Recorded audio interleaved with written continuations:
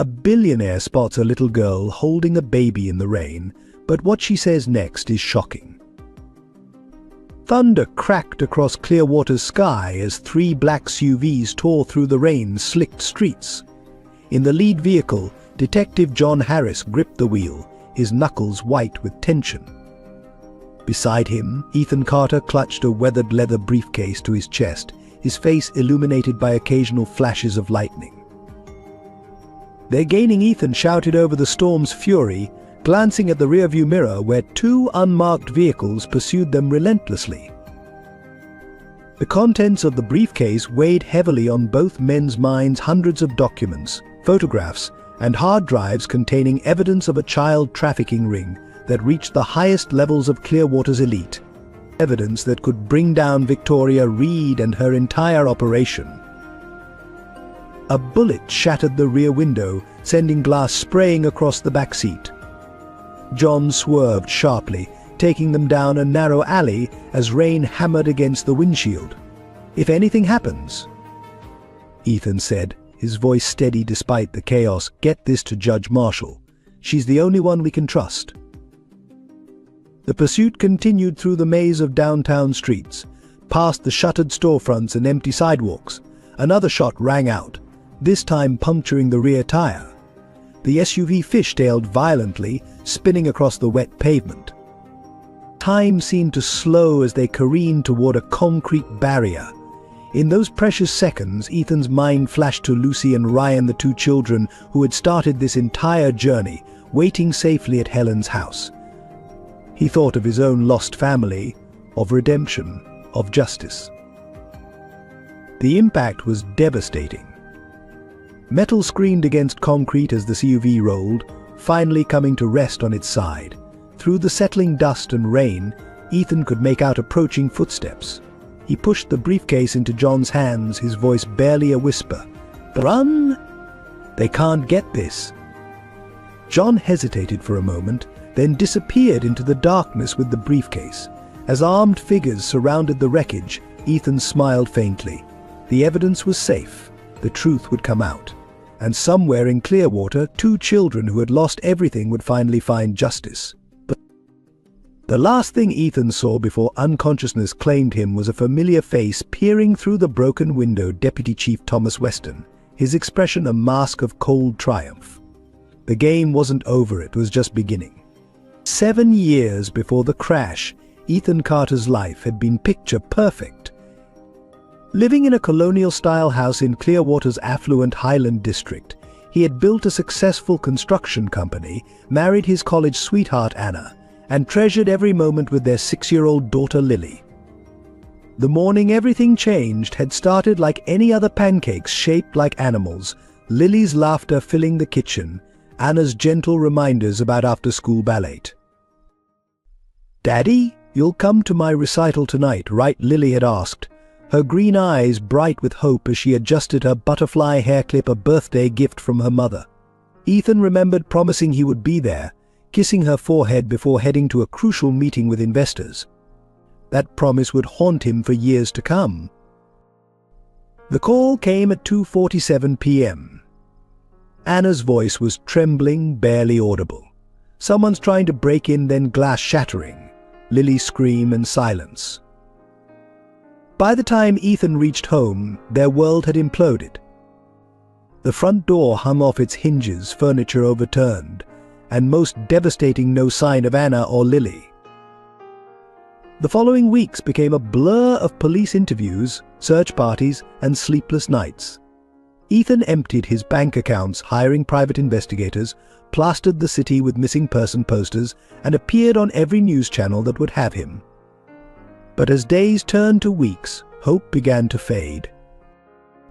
Detective Sarah Marshall, then a junior officer, had been the one to deliver the news. They'd found Anna and Lily's bodies in an abandoned warehouse on the outskirts of town. No signs of trafficking, no ransom demands, just a seemingly senseless act of violence that the police eventually filed away as a home invasion gone wrong. Ethan refused to accept their conclusion. He spent years investigating on his own, following leads that led nowhere, until grief and guilt consumed him entirely. He sold his company, withdrew from friends, and moved to a modest house on the opposite side of town where nobody knew his story. The only photo he kept was a small portrait of Lily at her 5th birthday party, tucked away in his desk drawer, a reminder of everything he had failed to protect. The wealthy businessman who once commanded boardrooms became a shadow, taking odd construction jobs and avoiding human connection. His only regular interaction was with Helen Miller, the owner of a small diner who seemed to understand his need for silence. She never asked about his past, just quietly ensured he ate something other than coffee and toast. The cruel irony wasn't lost on him. A man who once built homes for others had lost his own family within the walls he'd created to keep them safe. The security system he'd installed, the reinforced doors, the emergency protocols, none of it had mattered in the end. The guilt of not being there, of prioritizing a business meeting over his family's safety, ate at him daily. Even in his self-imposed isolation, Ethan couldn't escape the whispers that followed him in Clearwater. Some pitied him, others blamed him, and a few even suspected him the grieving husband's alibi had seemed too convenient to some. But the truth was far simpler and more devastating. He was simply a man who had failed to protect the ones he loved most. This was the weight Ethan Carter carried the night he spotted 2 small figures huddled against a lamppost in the rain, a burden that would unexpectedly set him on a path to uncover truths far darker than he could have imagined, and perhaps finally find a way to make amends for his past. Victoria Reed's ascent to power began 15 years ago when Haven for Kids was still a beacon of hope in Clearwater. The orphanage had been founded by Margaret Holloway, a beloved philanthropist whose genuine love for children shaped the institution's early years. Under Margaret's leadership, Haven was known for its success stories, children finding loving homes, receiving quality education, and healing from past traumas. But beneath the surface, financial troubles were brewing. The economic downturn had hit charitable donations hard, and Margaret's declining health left her searching for a successor. Enter Victoria Reed, polished, articulate, and armed with impressive credentials that would later prove to be falsified. She arrived at Haven as a volunteer, quickly winning Margaret's trust with her seemingly endless dedication to the children. When Margaret passed away unexpectedly, her will named Victoria as Haven's new director. The transition appeared seamless at first. Victoria maintained the orphanage's pristine reputation while making what she called necessary modernizations. Staff who had worked there for decades were gradually replaced by new faces, people who owed their loyalty to Victoria rather than Haven's founding principles. The changes were subtle but significant. Security cameras appeared in every corner. Children's communication with the outside world became increasingly restricted. Adoption procedures grew more complex, requiring extensive paperwork that somehow always led to wealthy families being favored over others. Those who questioned these changes found themselves swiftly dismissed, their concerns buried under layers of bureaucratic silence. Victoria's genius lay in her ability to maintain 2 distinct images. To Clearwater's elite, she was the sophisticated savior of troubled children, hosting lavish fundraisers where she spoke passionately about child welfare. To those under her authority, she was a different creature, entirely cold, calculating, and brutally efficient in silencing dissent. Her network grew steadily. Judge William Parker, who oversaw adoption cases, became a regular at Haven's events. Police Chief Michael Reynolds directed generous city funding to Haven's security upgrades. Business leaders competed for seats on Haven's board, eager to associate themselves with what appeared to be Clearwater's most prestigious charity. But it was Deputy Chief Thomas Weston who became Victoria's most valuable eye. His position in law enforcement allowed him to bury any troubling reports about Haven, while his own network of corrupt officers ensured that any investigation would lead nowhere.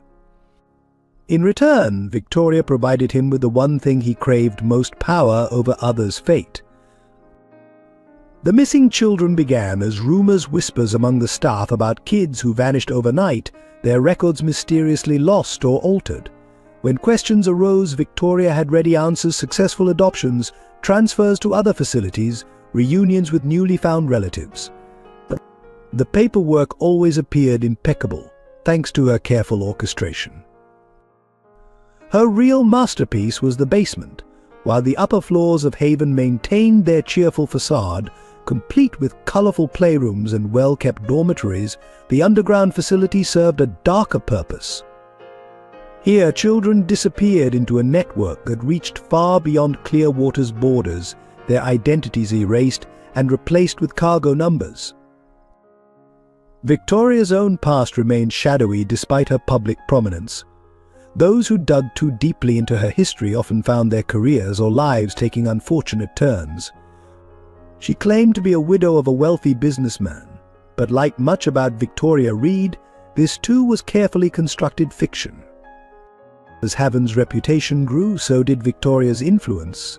She became untouchable, protected by the very people who should have been investigating her. The perfect facade she had built seemed impenetrable until the night Ethan Carter found 2 children in the rain, unknowingly setting in motion events that would expose the darkness lurking behind Haven's walls. John Harris carried the weight of 20 years in law enforcement in the lines of his face. A decorated detective with Clearwater Police Department's Major Crimes Unit, he was known for his unwavering integrity in a department increasingly compromised by corruption. His desk held only 2 personal items: a photograph of his late wife Sarah, who died of cancer 3 years ago, and his first badge, worn and tarnished but kept as a reminder of his oath to serve justice. Harris had watched Clearwater change over the decades, seen good cops turn blind eyes to corruption, witnessed judges trade favorable rulings for political favors. He kept detailed files on every suspicious case, every inexplicable dismissal, every connection that seemed too convenient. His colleagues called him paranoid. He called it being thorough. The walls of his small apartment were covered with investigation boards, each thread potentially leading to something bigger. Helen Miller's Diner sat on the corner of Maple and 4th, a modest establishment that served more than just food. To the lost souls of Clearwater, it was a sanctuary. Helen, in her early 60s with silver-streaked hair and knowing eyes, had an uncanny ability to read people's needs. She served coffee with a side of compassion, and her chocolate pie had a reputation for healing broken hearts. Behind Helen's grandmotherly demeanor lay a steel core forged by her own painful past. 20 years ago, she had lost her only daughter Jessica to the streets of Clearwater. The official report claimed runaway status, but Helen never believed it. She turned her grief into action, transforming her diner into a safe haven for those who needed help but couldn't trust official channels. Lucy, at 7 years old, carried herself with the weariness of someone far older. Her dark eyes held a watchfulness that spoke of lessons learned too young, of trust broken too many times. She had been at Haven for 3 years, ever since a fire claimed her parents' lives, or so the official records stated. In that time, she had become a surrogate mother to 2-year-old Ryan, protecting him with a fierceness that both touched and troubled those who witnessed it. Ryan's world revolved entirely around Lucy. Too young to remember anything before Haven, he knew only that his sister was his constant, his protector, his everything. His infectious laugh, rare but precious, had the power to crack even Lucy's careful composure. Despite their circumstances, he maintained the innocent joy that Lucy fought so hard to preserve. These 4 lives, each marked by loss and resilience, would become inexorably intertwined in the fight against Haven's darkness. John Harris, who saw in Ethan's quest a chance to finally expose the corruption he'd documented for years. Helen Miller, who recognized in Lucy's protective stance the same determination she'd seen in her own daughter. Lucy and Ryan, whose escape from Haven would spark a chain of events that would shake Clearwater to its core. Each carried their own wounds, their own reasons for joining the fight. Harris sought redemption for the cases he couldn't solve, the justice he failed to deliver. Helen saw a chance to prevent other children from sharing Jessica's fate. Lucy dared to hope for a future where she wouldn't have to be strong all the time, where Ryan could grow up without fear. Together they formed an unlikely family of broken people, each filling the gaps in others' lives.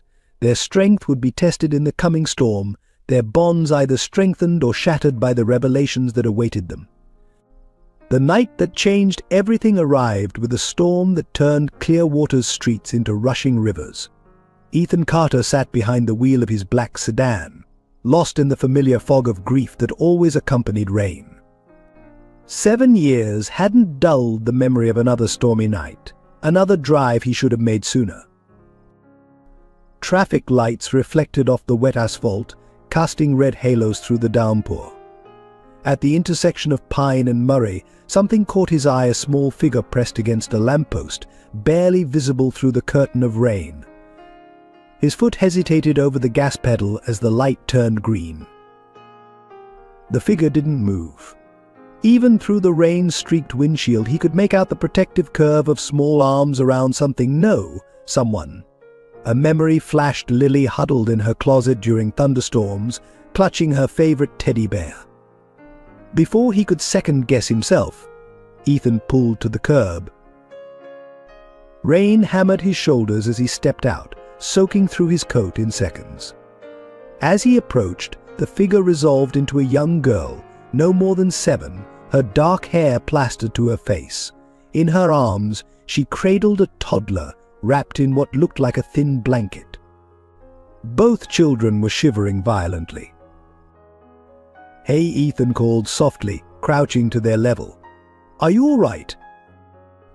The girl's head snapped up, fear flashing across her face. She tightened her grip on the smaller child, taking a half-step backward. The streetlight illuminated dark circles under her eyes, cheeks hollow with exhaustion. "It's okay," Ethan said, keeping his voice gentle. "I'm not going to hurt you. My name's Ethan. What's yours?" Silence stretched between them, broken only by the storm's fury. Finally, barely audible above the rain, "Lucy." "Lucy," he repeated, offering a small smile. "And who's this?" She hesitated, studying his face with an intensity that reminded him painfully of Anna. "Ryan. He's my brother." Thunder cracked overhead, making Ryan whimper. Lucy immediately began whispering soothing words, rocking him gently. The gesture was so maternal, so practiced, that it made Ethan's heart ache. "Lucy, you're both soaked. Let me help. I can take you somewhere warm, get you some food." He gestured toward his car, its interior light offering a warm beacon against the darkness. No, her voice was stronger now, edged with defiance. "Miss Reed says we shouldn't trust strangers." The name hit Ethan like a physical blow. "Miss Reed? From Haven for Kids?" Lucy's expression shuttered instantly. She took another step back, but her heel caught on the curb. Ethan reached out instinctively to steady her, and in that moment of contact he felt her entire body trembling. "Lucy, please," he said, rain running down his face. "Whatever happened, whatever you're running from, let me help. I promise you'll be safe." Something in his voice must have reached her because she looked up, really looked at him for the first time. Perhaps she saw in his eyes the same pain she carried, the same understanding of loss. Or maybe it was simply that Ryan had started coughing, a wet, worrying sound that seemed to make her decision for her. "You promise," she whispered, her voice small but steady. "You won't take us back." "I promise." The words carried the weight of redemption, though he didn't understand why yet. In the car, with the heater running full blast, Lucy kept Ryan pulled close to her chest. Ethan caught glimpses of them in the rearview mirror as he drove toward Helen's diner, the only place he could think of that would be open this late and safe enough for 2 frightened children. "When did you last eat?" he asked, trying to keep his tone casual. "Yesterday morning," Lucy answered after a pause. Before we left." Ethan's hands tightened on the steering wheel. "And how long were you out in the rain?" "Since afternoon. Miss Reed drove us to the edge of town. Said we were too much trouble. Said no one would want us anyway." The matter-of-fact way she delivered this information, as if being abandoned in a storm was something children should expect, made Ethan's blood boil. But he kept his voice steady, remembering how his own anger had once scared Lily during a thunderstorm. "Well," he said, meeting her eyes in the mirror, "Miss Reed was wrong about that." The morning after finding Lucy and Ryan, Ethan sat in Helen's diner, watching the children sleep on a makeshift bed in the back office. Helen placed a fresh cup of coffee in front of him, her expression grim as he recounted the night's events. "Victoria Reed," Helen murmured, her hands tightening around a dish towel. "That name's come up before. Children passing through here, looking scared, mentioning Haven. But they never stay long enough to tell their stories." Ethan pulled out his phone, searching for information about Haven for Kids. The website showed a pristine facility, smiling children, and glowing testimonials from adoptive parents. Victoria Reed's photo dominated the homepage, an elegant woman in her 50s, her smile practiced and perfect. "I need to know more," Ethan said, more to himself than Helen. "Something's not right about this place." His first call was to John Harris. The detective's gruff voice betrayed no surprise at the early hour. "Carter? Haven't heard from you in years." Ethan explained the situation, watching Lucy stir restlessly in her sleep. Harris's silence on the other end grew heavier with each detail. "Haven't been on my radar," Harris finally said, "but Reed's got connections. Every time I've tried to investigate, the cases get buried. Chief Reynolds himself shut down my last attempt." "I need access to their records," Ethan pressed. "Adoption histories, staff reports, anything." "Official channels are useless," Harris warned. "But I know someone, Jacob Simmons. Former employee, he's been trying to get someone to listen for years. Nobody believes him because Reed had him discredited." The meeting with Simmons took place in a rundown motel on the outskirts of town. The former Haven employee was a nervous man, constantly checking windows and speaking in hurried whispers. "It started small," Simmons explained, hands shaking as he chain-smoked. "Kids disappearing overnight. Records altered. When I asked questions, Reed said they were emergency adoptions, but the numbers didn't add up." He pulled out a worn notebook, pages filled with dates, names, and observations. "I started keeping track. In 3 years, 28 children vanished. No adoption records, no transfer papers, just gone." Ethan's stomach churned as he photographed the pages. "Why didn't you go to the police?" Simmons laughed bitterly. "I did. Deputy Chief Weston himself took my statement. Next day I'm fired. Week later I'm arrested on false charges. Message was clear: keep quiet or worse would follow." Back at Helen's, Ethan pored over Simmons's notes. Patterns emerged: children who asked too many questions disappeared first. Wealthy donors visited late at night. Large cash deposits followed mysterious private adoptions. Lucy appeared beside him, silent as a ghost. "Those are their names," she whispered, pointing to a list. "Tommy, Sarah, Michael. They all disappeared. Miss Reed said they found homes, but they never said goodbye." "Lucy," Ethan asked carefully, "did you see anything at Haven? Anything that scared you?" She hesitated, clutching the edge of her borrowed sweater. "The basement," she finally whispered. "They took kids there sometimes at night. We could hear crying, but in the morning Miss Reed said we were imagining things." Harris arrived that afternoon with more disturbing news. "Reed's making moves," he said, spreading police reports across the diner counter. Filed missing persons reports on Lucy and Ryan. Claims they were kidnapped by a disturbed man matching Ethan's description. "She's trying to get them back," Helen realized, instinctively moving closer to the children. "We need proof," Ethan said, studying the reports. "Something concrete that ties Reed to these disappearances." "The basement," Lucy repeated, her voice stronger. "There's a room with filing cabinets. Miss Reed goes there every night." Harris nodded slowly. "Getting in won't be easy. Place is guarded, cameras everywhere." "But if those files exist," Ethan pressed, "they're our only shot at exposing this." As they planned, none of them noticed the black SUV parked across the street, its tinted windows concealing the photographer documenting their every move. The first pieces were in place, and the game was about to become deadly. The first warning came 3 days after Ethan found Lucy and Ryan. A manila envelope waited on his doorstep, unmarked except for his name in crisp black letters. Inside were photographs: Ethan talking to Harris at the diner, Lucy and Ryan sleeping in Helen's back office, Simmons passing him the notebook. The message was clear: they were being watched.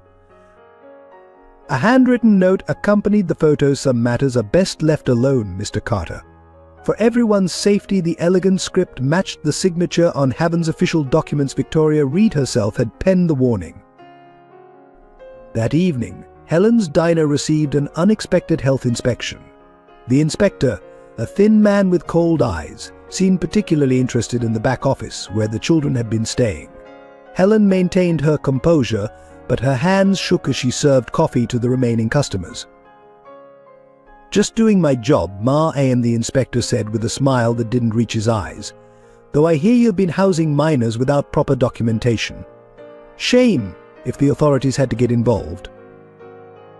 Harris arrived minutes after the inspector left. "They're escalating," he said, examining the health inspection notice. "Reed's showing us her reach. The inspector works for a private firm owned by Judge Parker's brother." The threats became more overt. Ethan's construction clients suddenly cancelled contracts. Anonymous calls flooded Helen's diner with fake reservations, disrupting her business. Even Harris found himself assigned to traffic duty, a clear demotion from major crimes. Lucy noticed the tension, her watchful eyes taking in the adults' worried conversations. One night she tugged on Ethan's sleeve. "They won't stop," she whispered. "Miss Reed always finds a way to make people do what she wants." The breaking point came when Ryan developed a high fever. The first 2 pediatricians they called suddenly had no available appointments. The third agreed to see them but called Haven within hours of their visit. Only Helen's connection to a retired doctor saved them from a confrontation with child services. "But you need to understand what you're up against," Simmons warned during a clandestine meeting in a parking garage. "Reed's network isn't just about money, it's about power. These people, they own judges, cops, politicians. They can rewrite reality itself." As if proving his point, the next morning's newspaper carried a front-page story about Haven for Kids. The article praised Reed's dedication to children's welfare, while subtly mentioning concerns about a disturbed former businessman harassing the orphanage. Ethan's name wasn't mentioned, but his photo appeared in a grainy surveillance shot. Deputy Chief Weston made a personal visit to Helen's diner, ordering coffee with a side of intimidation. "Terrible thing," he commented loudly, "when people let past tragedies drive them to dangerous obsessions. Sometimes these troubled individuals need professional help." The message reached its crescendo with a late-night phone call to Ethan's cell. "Mr. Carter," Reed's voice was silk over steel, "I'm concerned about your recent activities. Perhaps we should discuss this like civilized people. Over dinner, perhaps." "But why not tell me now?" Ethan pressed, recording the call as Harris had instructed. "About the children you abandoned, the ones who disappeared." "Accusations can be damaging," Reed replied smoothly, "to reputations, careers, lives. Consider carefully which path you choose. Lucy and Ryan deserve stability, don't they? Would be a shame if they had to return to state care." The threat to the children sparked something primal in Ethan. "You'll never touch them again," he growled. Reed's laugh was soft, almost musical. Bold words from a man who couldn't protect his own family. "Sleep well, Mr. Carter. Do give Lucy and Ryan my love." The line went dead, leaving Ethan shaking with rage and fear. Reed's reference to his family wasn't random, she was declaring war.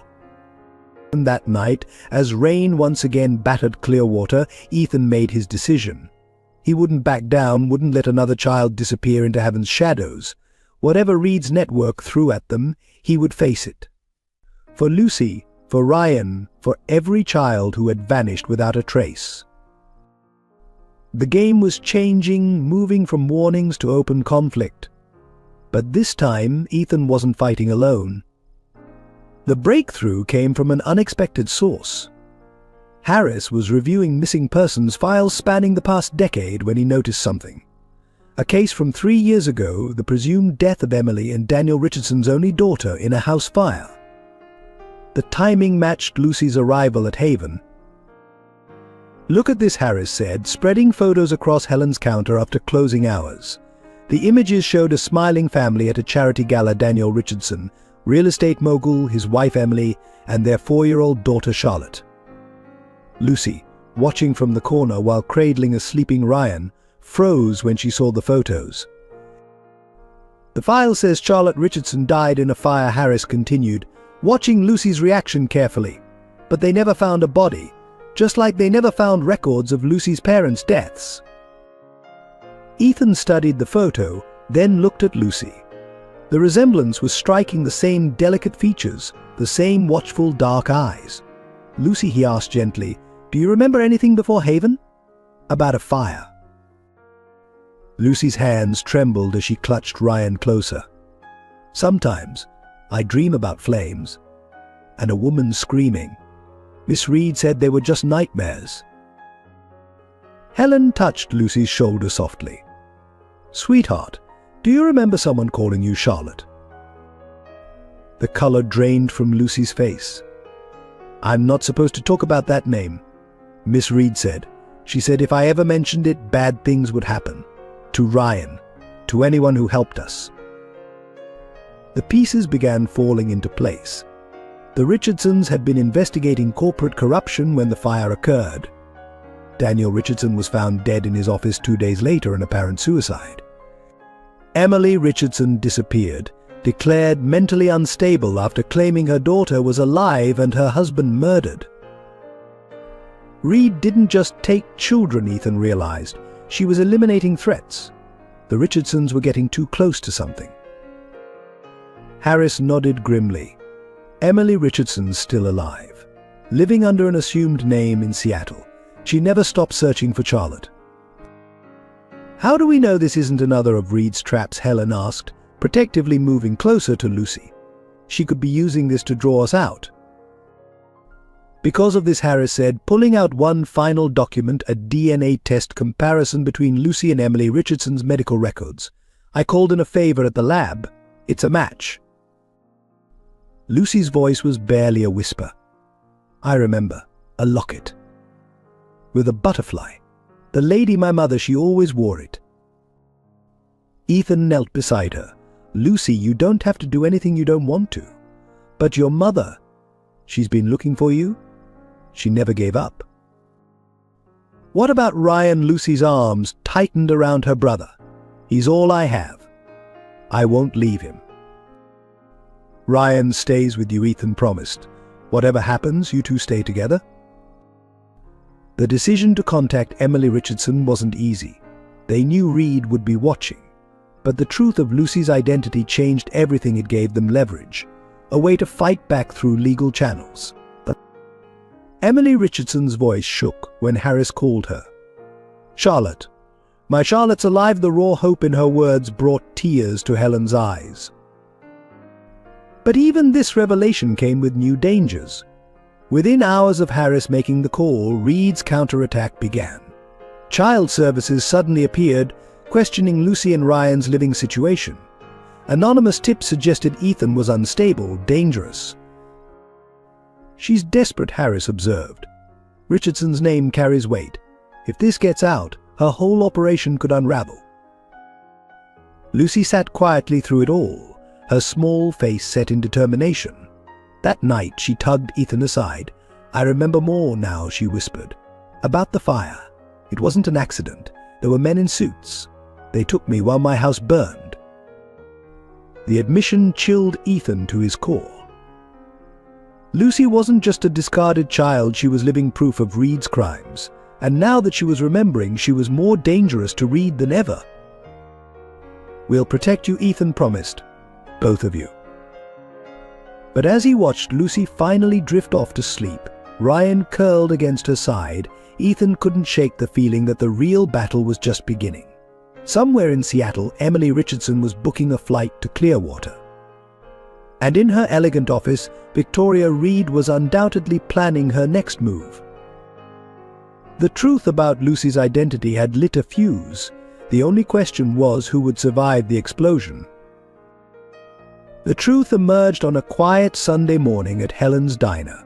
Detective Harris arrived early, clutching a worn manila folder, his face bearing the weight of a sleepless night. He waited until Helen had turned the sign to close before spreading photographs across the counter. "Look at this," he said, pointing to a newspaper clipping dated 3 years ago. The headline read, "Tragic Fire Claims Life of Richardson Heiress." The accompanying photo showed a beaming little girl with familiar dark eyes, standing between her parents at a charity gala. Ethan leaned closer, his coffee forgotten.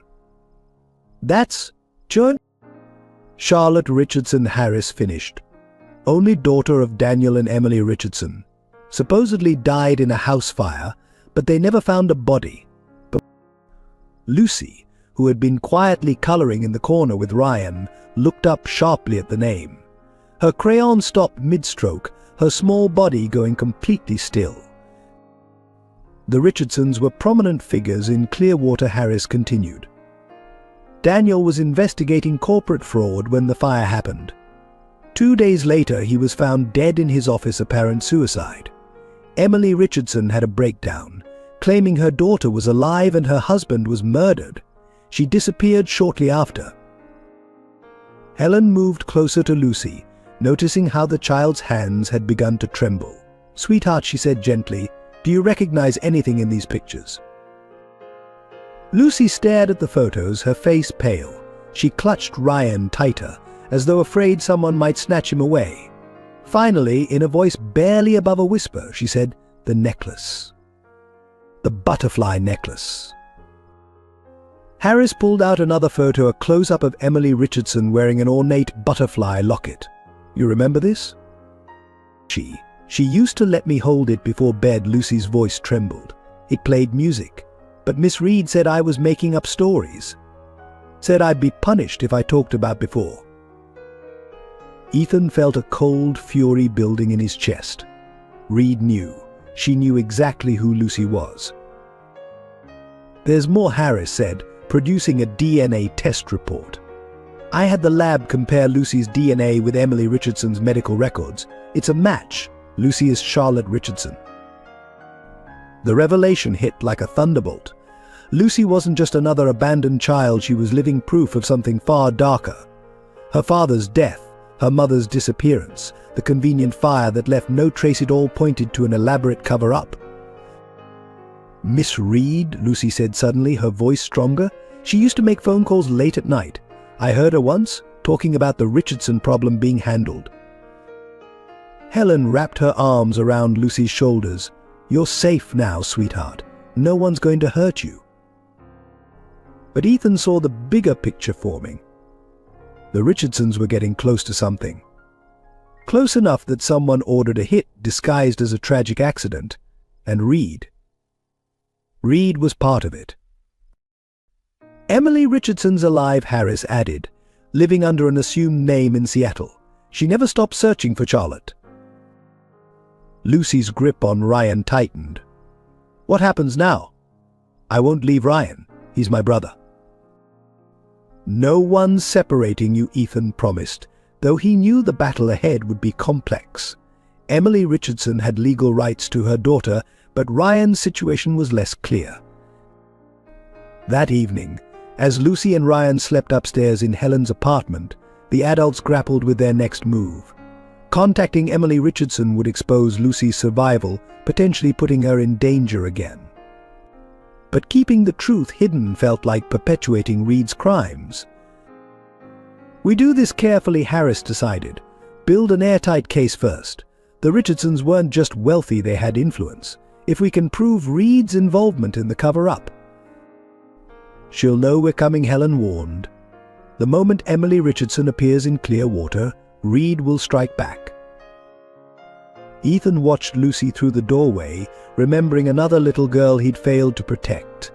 "Then we better be ready, because this time we're not letting them win." The revelation about Helen's past came unexpectedly, triggered by Lucy's nightmares. Late one night, Helen found the girl huddled in the diner's kitchen, tears streaming down her face. "I keep seeing the basement," Lucy whispered.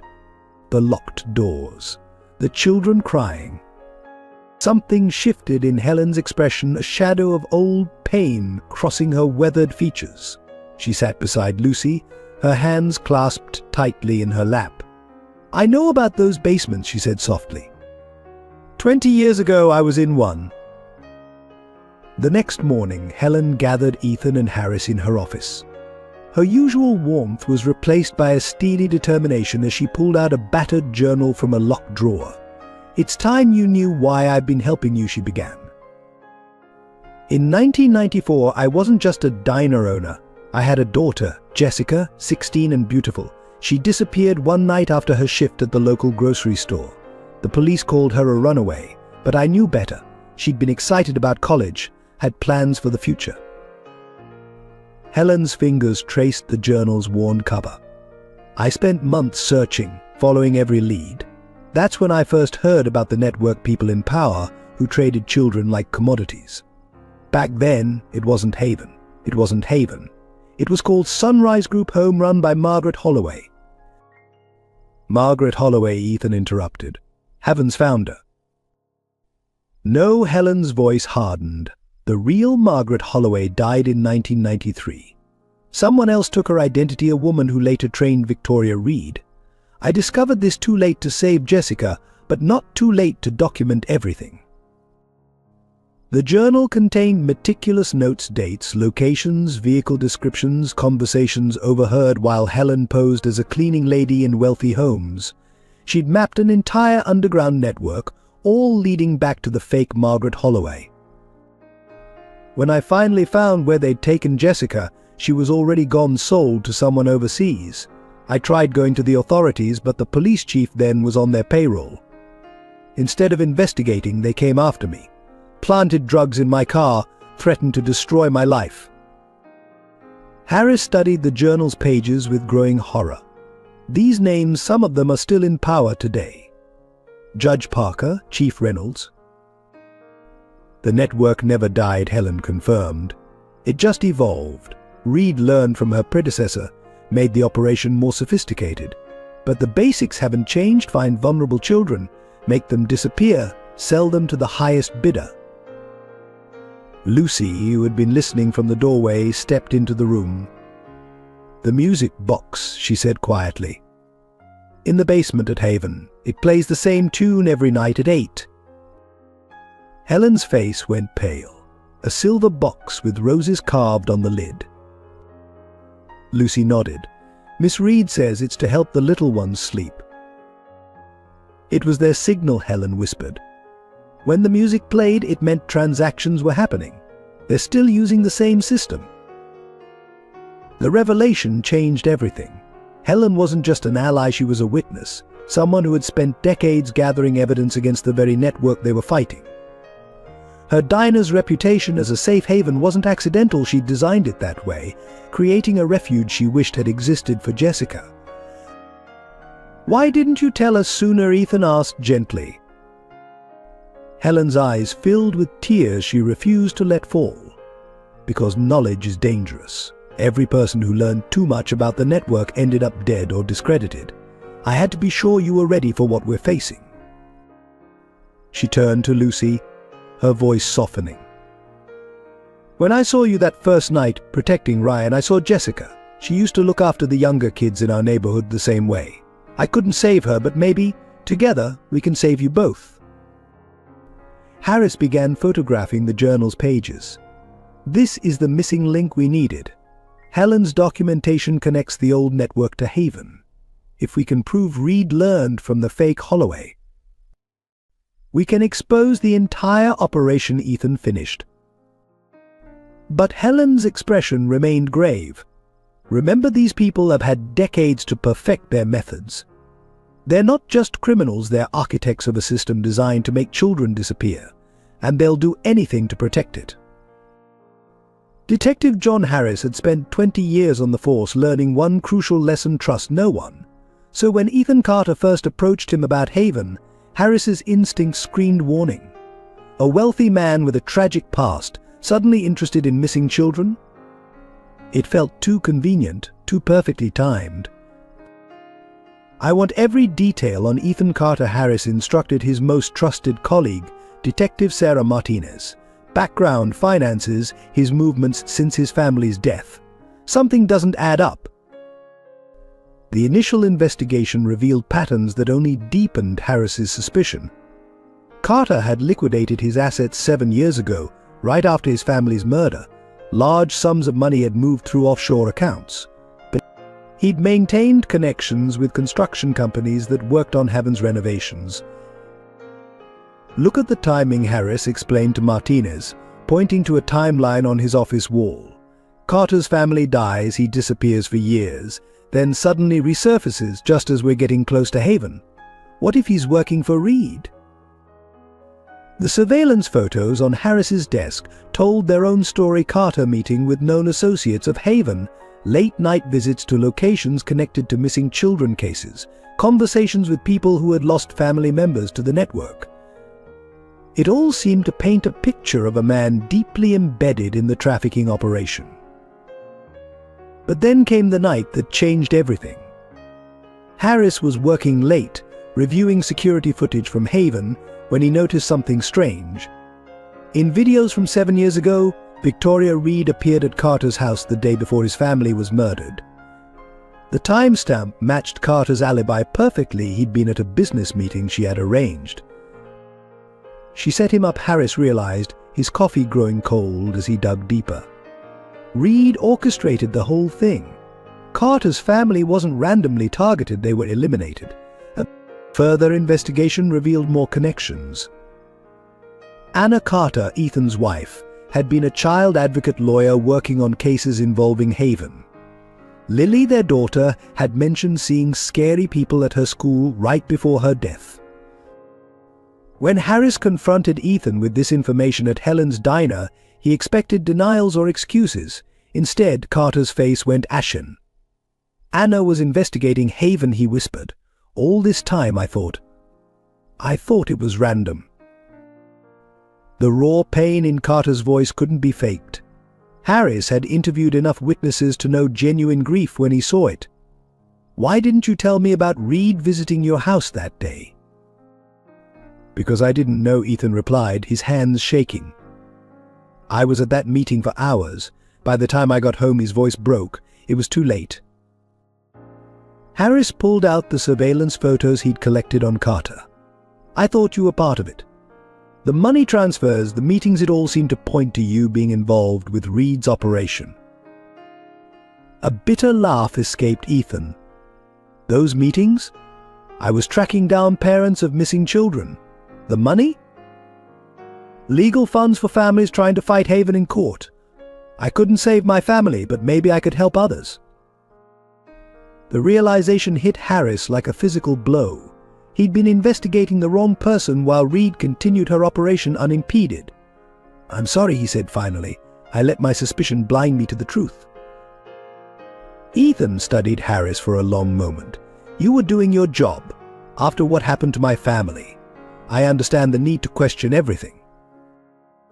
That night marked a turning point in their relationship. Harris shared his files on Haven, years of collected evidence that had been systematically buried by corrupt officials. Ethan revealed his network of contacts, families whose children had vanished into Haven's system. Together, they began piecing together a larger picture. Reed hadn't just created a trafficking operation, she'd built an entire system designed to silence anyone who got too close to the truth. Carter's family, Helen's daughter, Lucy's parents, they were all connected by their attempts to expose Haven.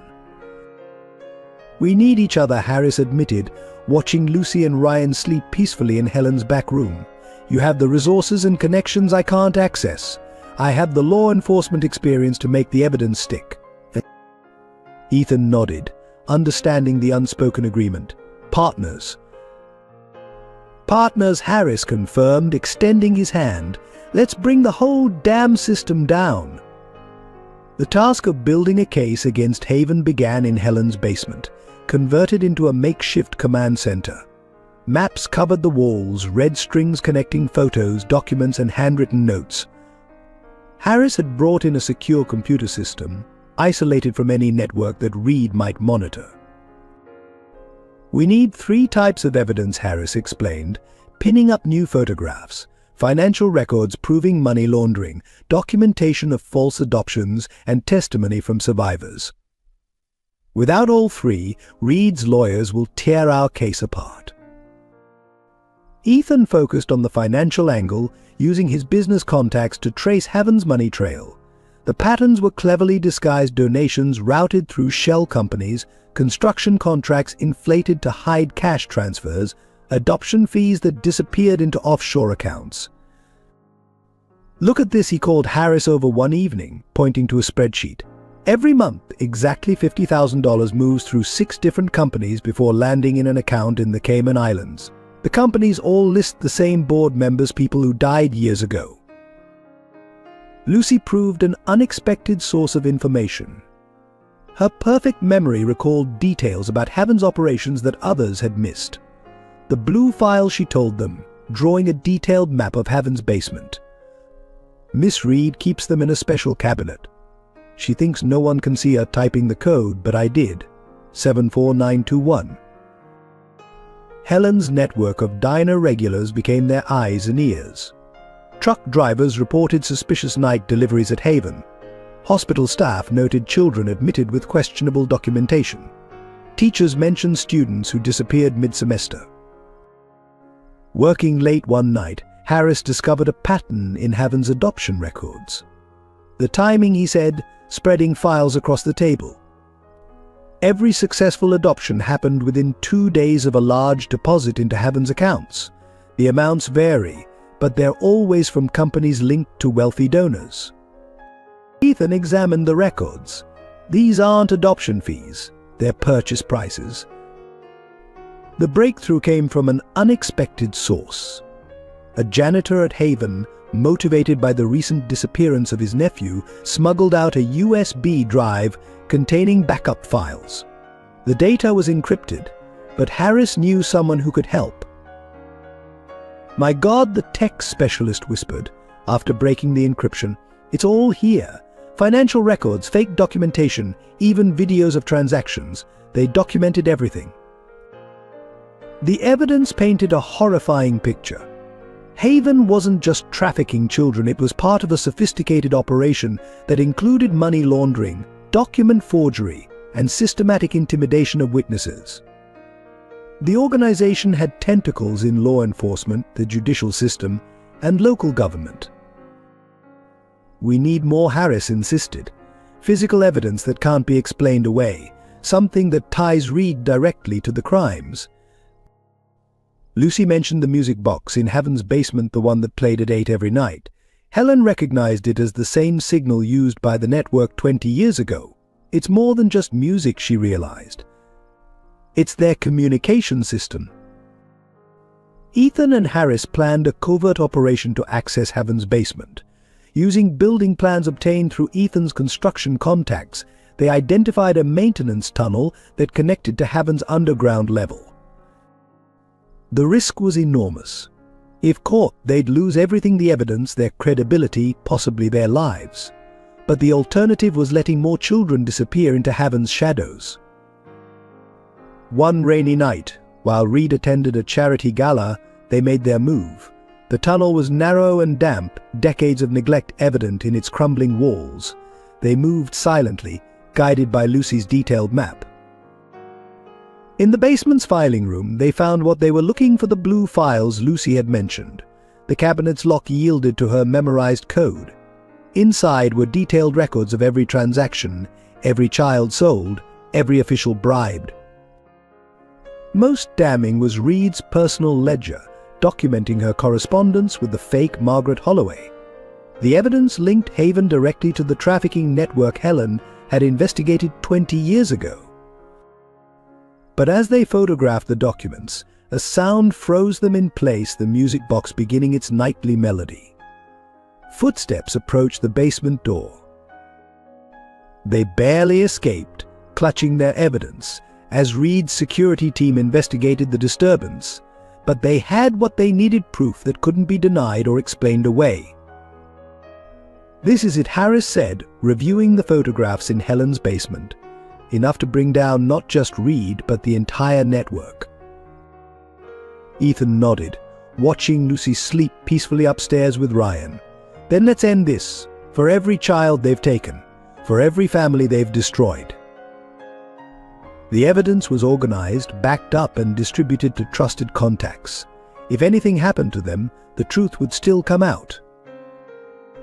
They were ready to move against Haven. But Reed had one final card to play, one that would test their resolve to its limits. While the investigation into Haven intensified, something equally important was happening in the quiet moments between discoveries. The walls Lucy had built around herself began to crack, letting in fragments of warmth and trust she'd forgotten could exist. It started with small things. One morning, Ethan noticed Lucy had left her bedroom door unlocked for the first time. That evening, she asked him to read Ryan a bedtime story, something she'd always insisted on doing herself. When he finished The Little Prince, she hesitated before saying softly, "My mum used to read that to me, before the fire." Their breakthrough came during a thunderstorm that rattled the windows of Helen's diner. Ryan was terrified, his small body trembling despite Lucy's attempts to comfort him. Ethan found them huddled in the kitchen corner, Lucy whispering the same soothing words over and over. "Here," Ethan said, sitting beside them. "My daughter Lily used to be scared of storms too." He taught them his old trick, counting seconds between lightning and thunder to know how far away the storm was. Soon Ryan was eagerly counting with him, his fear forgotten in the game. That night Lucy asked about Lily for the first time. Ethan shared stories of tea parties and ballet recitals, of scraped knees and butterfly kisses. When his voice cracked, Lucy reached out and took his hand the first time she'd initiated physical contact. Sometimes, she whispered, "I dream about my mum's butterfly necklace, but when I wake up, I can't remember her face anymore." Helen watched their growing bond with quiet joy, offering support in her own way. She taught Lucy to bake, starting with simple cookies and graduating to more complex recipes. The kitchen became their sanctuary, where Lucy could let her guard down and just be a child again. "My Jessica loved baking too," Helen told Lucy one afternoon as they decorated cupcakes. "She always said food made with love tastes better." Ryan flourished under the constant attention. His nightmares became less frequent, replaced by the kind of carefree laughter that only children who feel completely safe can produce. He started calling Ethan Daddy one morning, causing Lucy's eyes to fill with tears, not of jealousy, but relief. The transformation in Lucy was more subtle but profound. She began sharing fragments of her past, each revelation a testament to her growing trust. She told them about the night of the fire, about hearing her mother screaming her real name, Charlotte, about how Reed had forced her to forget, threatening Ryan if she ever mentioned her true identity. Ethan found himself relearning how to be a father. He stocked the kitchen with Lucy's favorite cereals, learned to braid her hair the way she liked it, and never forgot to check under Ryan's bed for monsters. Each small act of care helped heal his own wounds. One evening, he overheard Lucy talking to Ryan before bedtime. "We're safe now," she whispered to her brother. "Ethan won't let anyone hurt us. He promises different than Miss Reed promised." The words struck Ethan deeply. Lucy had begun to understand the difference between real promises and manipulation. She was learning to trust again, despite everything Reed had done to break that capacity in her. Helen created a wall in the diner's back room where Lucy and Ryan could measure their height, marking their growth with dates and decorative stickers. It was a simple gesture that spoke volumes. They were here to stay, to grow, to build a future. During their makeshift family dinners, Lucy started sharing stories from school, her face animated as she described her friends and teachers. She brought home art projects, proudly displaying them on the refrigerator. Small acts of normalcy that had been denied to her at Haven. The most significant moment came after a particularly difficult day of gathering evidence. Ethan returned home exhausted, his mind heavy with the horrors they'd uncovered. He found Lucy waiting up for him, a cup of hot chocolate prepared just the way Helen had taught her. "You look sad," she said, pushing the cup toward him. "Like how I feel when I remember before. But you don't have to be sad alone anymore. We can be sad together."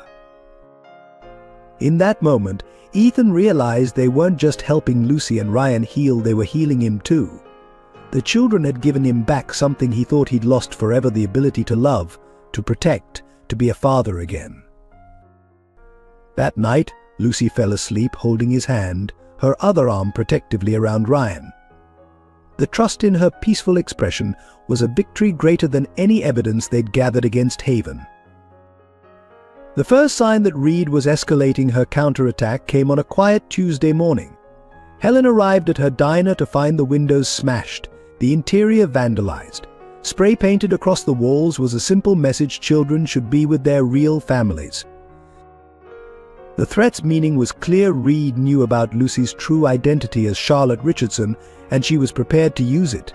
Detective Harris arrived quickly, documenting the damage while Ethan comforted a shaken Helen. "This is just the beginning," Harris warned, photographing the graffiti. "Reed's getting desperate. She knows we're close to exposing everything." He was right. The next day, Child Protective Services appeared at Ethan's door, armed with anonymous reports of neglect and abuse. The social worker, clearly uncomfortable with her task, hinted that the orders came from above. "Mr. Carter," she said quietly, glancing over her shoulder, "someone very powerful wants these children back in the system. Be careful." Lucy overheard the conversation and retreated it into herself, the old fear returning to her eyes. That night, Ethan found her preparing a backpack with food and clothes for Ryan. "We should leave," she whispered, "before they take us away." Ethan knelt beside her, gently unpacking the bag. "No more running, Lucy. We fight back together." The pressure intensified. Ethan's construction clients received threatening calls, forcing them to cancel contracts. Helen's suppliers suddenly refused deliveries, claiming health code violations. Even Harris faced internal investigations at work, his cases reassigned to other detectives. Reed's network showed its reach. The local newspaper ran a series of articles questioning Ethan's mental stability, citing his obsession with Haven after his family's tragedy. Bank accounts were frozen for suspicious activity. Security cameras appeared outside their homes, watching their every move. The most frightening incident came when Ryan developed a severe allergic reaction. At the emergency room, the first doctor who saw him suddenly transferred the case, looking scared. The second doctor found traces of peanut oil in Ryan's food, something Helen was always careful to avoid in her cooking. "They're in my kitchen," Helen realized, her hands shaking. "They got into my kitchen somehow." Security was tightened. Harris installed cameras and alarms. Ethan hired private security, vetted through trusted contacts. But the psychological toll was mounting. Lucy stopped sleeping through the night, keeping vigil over Ryan. Helen jumped at every unexpected sound in her diner. Then came the photographs delivered in plain brown envelopes to each of them. Pictures of Lucy and Ryan playing in the park, Helen shopping for groceries, Ethan meeting with Harris. Each photo carried the same message: we're watching, always watching.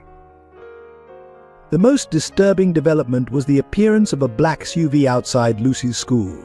The driver, a woman in expensive sunglasses, simply sat and watched. When the principal confronted her, she produced credentials from Child Protective Services. "She asked questions about me," Lucy told Ethan that evening. "About whether I mentioned my real family. About whether I seemed happy here." Emily Richardson's impending arrival added another layer of complexity. Reed's people had already approached her, offering evidence that Ethan had kidnapped Charlotte. The custody battle would be vicious, played out in courts Reed partially controlled. Harris brought more troubling news. "They're moving children out of Haven," he reported. clearing the evidence before we can act. And some of our witnesses are disappearing, taking sudden vacations or accepting jobs overseas. The pressure was designed to break them, to force a mistake. Reed's message was clear: back off, or watch everything you love be destroyed piece by piece. But each threat only strengthened their resolve. Ethan installed better security systems. Helen moved Lucy and Ryan into a secure room above the diner. Harris accelerated their timeline, knowing they were running out of time. "We need to move soon," Harris insisted during a late-night strategy session, "before Reed can destroy more evidence or hurt more children." Lucy, who had been listening from the stairs, spoke up unexpectedly. "The basement," she said. "There's going to be a big meeting. I heard Miss Reed talking about it before we left. Important people coming to see the merchandise." The word made them all flinch, but Lucy continued, her voice stronger. "It's how they do it, show the children to buyers. That's our chance." They knew she was right. The meeting would gather all the key players in one place, the perfect opportunity to expose everything. But it would also be incredibly dangerous. "We only get one shot at this," Ethan said, looking at each face in the room. "If we fail..." "We won't," Lucy interrupted, her small hand finding his. "Because we're not alone anymore. None of us are alone." The day Lucy disappeared began like any other. Ethan drove her and Ryan to school, watching until they safely entered the building. Helen had packed their lunches: peanut butter for Lucy, turkey for Ryan, each with a handwritten note inside. Everything seemed normal. The first sign of trouble came at 2:15 p.m. when Lucy didn't meet Ryan at their usual spot by the playground. Ryan stood alone, clutching his dinosaur backpack, until a teacher brought him to the office. The school called Ethan immediately. "She was here all morning," Lucy's teacher explained, visibly distressed. "But after lunch break, her seat was empty. We thought she might have gone to the nurse's office, but..." Ethan's heart stopped when he saw Lucy's backpack still hanging on her classroom hook. Her half-eaten lunch sat on her desk, Helen's note unfolded beside it. No signs of struggle, no indication of force. She had simply vanished. The school's security cameras told a chilling story. During lunch break, a woman in a business suit, the same one who had been watching the school, approached Lucy with an envelope. On camera, Lucy's face went pale as she read its contents. She followed the woman willingly, looking back only once at Ryan playing on the swings.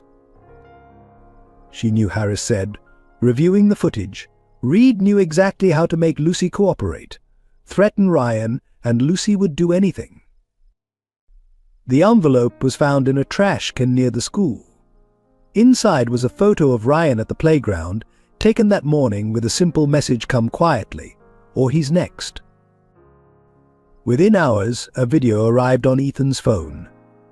Lucy sat in the sterile white room, looking small and afraid, but physically unharmed. Victoria Reed's voice came from off-camera, smooth as silk. "Mr. Carter, let's discuss terms. You have something I want, evidence that could be damaging to certain reputations. I have something you want, a little girl who should be with her real mother anyway. A simple exchange." Lucy's eyes met the camera. Despite her fear, she managed to blink rapidly. Morse code, something Ethan had taught her for emergencies. Basement. Tonight. Meeting. "You have until midnight," Reed continued. "Bring everything, all copies, all backups. Otherwise Charlotte Richardson will finally reunite with her mother in Seattle." The implications were clear. Once Lucy was out of the state, they'd never find her again. Helen took Ryan to a safe house protected by trusted officers from Harris's team. The boy was inconsolable, understanding only that his sister was gone. "Lucy always comes back," he kept saying. "She promised." Ethan and Harris gathered their team in Helen's diner. The evidence they'd collected was spread across tables: financial records, witness statements, photographs of Haven's secret operations. Everything needed to bring down Reed's network. "She'll kill Lucy even if we give her the evidence," Harris said quietly. "She can't risk leaving witnesses." "Then we don't play by her rules," Ethan replied, studying the building plans of Haven. "Lucy's telling us the trafficking meeting is still happening tonight. That's our real opportunity." The plan came together quickly. While Reed was focused on the evidence exchange, a second team would infiltrate Haven during the meeting. They had something Reed didn't expect: the complete blueprint of Haven's security system, provided by the same janitor who'd helped them before. "She'll have Lucy in the basement," Helen said, pointing to the building plans. "It's where they always keep the children before transport. The music box plays at 8. That's when they show the merchandise to buyers." Ethan's hands clenched at the word. The thought of Lucy being displayed like property made his blood boil. But they had to stay focused, stay calm. One wrong move, and they'd lose everything. As darkness fell, they set their plan in motion. Ethan prepared a fake set of evidence for the exchange, while Harris positioned his trusted officers around Haven. The real evidence was already safe, distributed to multiple federal agencies set to move on their signal. In the surveillance van, they watched Lucy through thermal imaging. She was being kept in a small room off the main basement area. Guards patrolled regularly, but there was a 3-minute gap in their rotation, a small window of opportunity. Lucy's smart Helen reassured Ethan, seeing his anguish. "She survived Reed before. She'll hold on until we get to her." The clock ticked toward 8. Somewhere in Haven's basement, a silver music box prepared to play its nightly melody, a sound that had haunted children's nightmares for decades. But tonight its tune would signal something different. Tonight it would mark the beginning of the end for Victoria Reed and her entire network. At precisely 7:45 p.m., Harris's team took their positions around Haven. The night sky was overcast, providing natural cover as they moved into place. Through thermal imaging, they could see multiple heat signatures in the basement, more than expected. The trafficking meeting was drawing a bigger crowd than usual. 15 minutes, until the music box Harris whispered into his radio.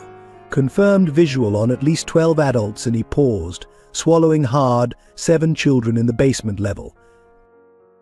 Ethan approached Haven's front entrance with the decoy evidence briefcase, every step measured. 2 security guards frisked him thoroughly before escorting him inside. Victoria Reed waited in her office, elegant as ever in a charcoal suit that seemed to absorb the dim lighting. "Mr. Carter," she smiled, though it didn't reach her eyes. "Right on time. I trust you brought everything." "Where's Lucy?" Ethan demanded, his voice steady despite the rage building inside him. "Charlotte is safe," Reed corrected smoothly. "She'll remain that way if you cooperate. The briefcase, please." As Reed's attention focused on the fake evidence, the real operation began. Harris's team accessed the maintenance tunnel, moving silently through the underground passage Lucy had helped them map. The thermal imaging showed the guards' positions, allowing them to avoid detection. At 7:55, the first group of buyers arrived for the meeting. Wealthy men and women in expensive clothes, being led to the basement by Reed's security team. Each one would be documented, their faces captured by hidden cameras Harris had planted days before. The music box began its haunting melody at exactly 8 o'clock. In Reed's office, Ethan watched her smile widen as she examined the fake documents. Below them, the basement doors opened, revealing the true horror of Haven's operation. Harris's team reached the electrical panel. On his signal, the basement plunged into darkness. In the chaos that followed, they moved swiftly. Flash bangs disoriented the guards while tactical teams breached from multiple entry points. Federal agents, Harris's voice boomed through the darkness. "Everyone on the ground." The basement erupted into chaos. Buyers scrambled for exits that were already blocked. Guards reached for weapons but found themselves quickly overwhelmed. Through his earpiece, Ethan heard the operation unfolding as he kept Reed distracted upstairs. Lucy, sensing the moment, enacted her part of the plan. The self-defense moves Harris had taught her came into play as she escaped her distracted guard, unlocking doors for other children as she moved through the darkness she knew so well. In Reed's office, the power cut triggered backup generators. Reed's composed facade cracked as radio chatter revealed the raid below. She reached for her desk drawer, but Ethan was faster, knocking her hand away from the gun hidden there. "It's over, Victoria," he said, as Harris's agents burst into the office. The scene in the basement was devastating. 7 children, aged between 6 and 12, were found in holding cells. Documentation scattered by fleeing buyers revealed sale prices, transportation routes, and customer preferences. The evidence was irrefutable. Lucy emerged from the darkness, running straight into Ethan's arms. "I knew you'd come," she whispered, her small body trembling but her voice strong. "I left the signs like you taught me." Indeed, she had marked her path through Heaven's basement, leaving subtle clues that helped the raid team navigate efficiently. Her courage had helped save not just herself, but all the other children as well. The arrests took hours.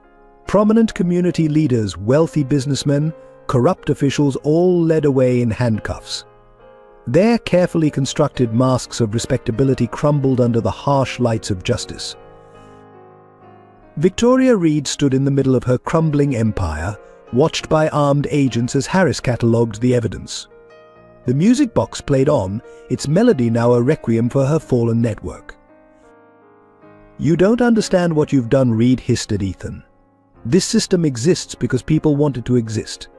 Cut off one head, 2 more will grow back." "Maybe," Ethan replied, holding Lucy closer. "But you won't be here to see it." As dawn broke over Clearwater, the full scope of the operation became clear.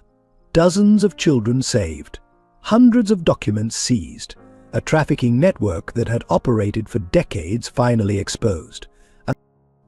Lucy watched from the safety of Ethan's arms as Reed was led away. "Is it really over?" she asked softly.